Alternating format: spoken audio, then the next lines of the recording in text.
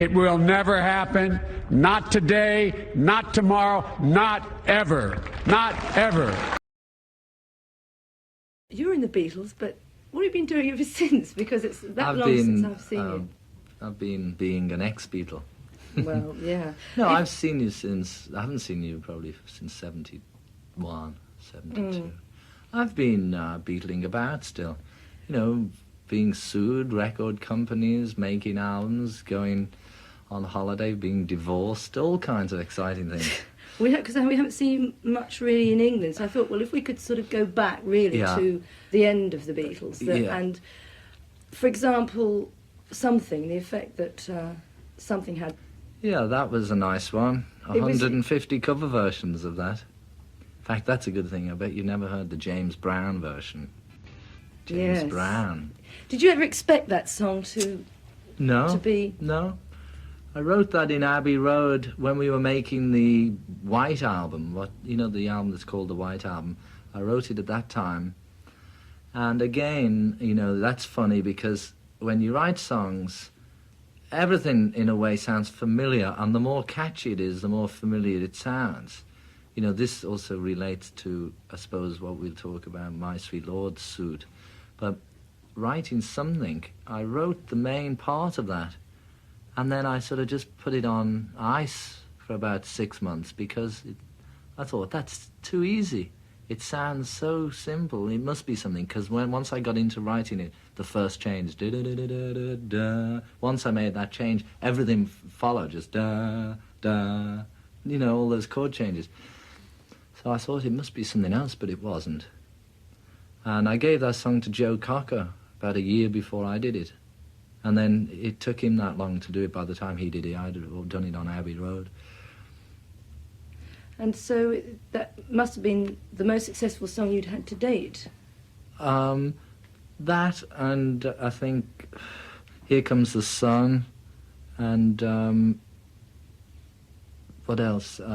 Songs, Give Me Love, they were, all had quite a lot of cover versions. I suppose the success of a song goes on not only how many copies you sell of your own version, but how many cover versions. In that respect, I think Something is definitely the most successful. It's nice to have one that is one of those. It's funny, you get in an elevator and you hear it playing on the Muzak.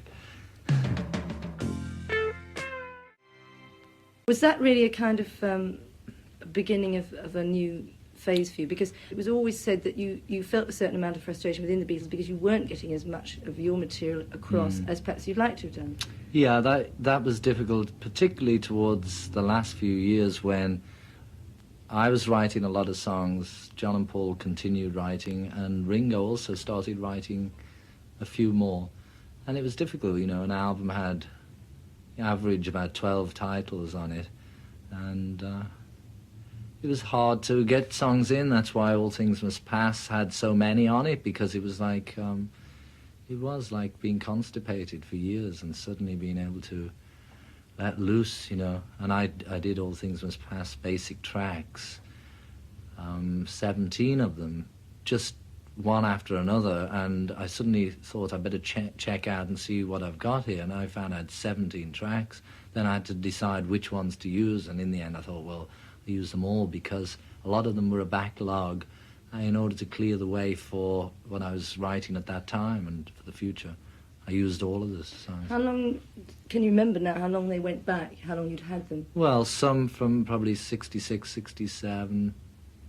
Had you tried for them to be on Beatle albums or not? Yeah, occasionally. But it was very difficult to get them in, It was like, even when I did get songs like Something and Here Comes the Sun in, I always had to do, about 10 of Paul and John's songs before they'd give me the break. Well, this is, as I say, what was always said, but one really didn't know at the time whether it was true. Perhaps then that when the final split happened, it's terribly difficult to remember exactly when it was now, date-wise. Well, I suppose officially it was about 69, but we were splitting up for years before that, since we left touring, really. The worst time, I think, was the White Album. Although it was a good album and we made it through those sessions, during those sessions it was a very difficult period. Also, it was a double album, it went on forever. And that was when the rot started setting in, really. And then we managed to make it through that album. The album came out, and then we got together again the following January the 1st. That was January 69. And that was what is seen in the Let It Be film.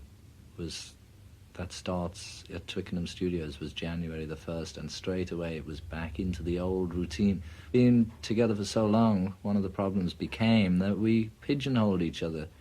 We had preconceived ideas of what each other was, and we limited each other too much, and it had to happen. Like you were the guitarist and they were the songwriters. Well, not only that, everybody suffered in some way by, we were together so long, like from when I was 13, which was, 56, from 1956 till 1969.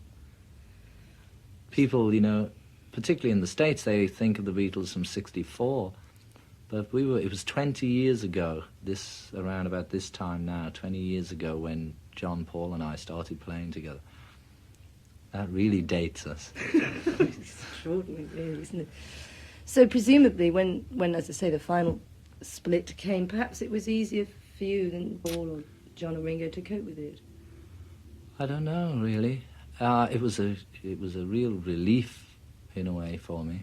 I mean, there was good moments and bad, and since then there's difficult things about not being in a band, and at the same time there's good points because you can mix with more musicians, different people, whereas we got a little stagnant by all those years just playing the four of us together, and it was hard to get anybody else to play with us. Nobody else wanted an outsider coming in. I know that happened once when I did Guitar Gently Weeps with Eric. I asked Eric to come and play on the session, and he was saying, no, I can't come, nobody's ever played on Beatle records, the others won't like it. And I said, it doesn't matter, it's my song.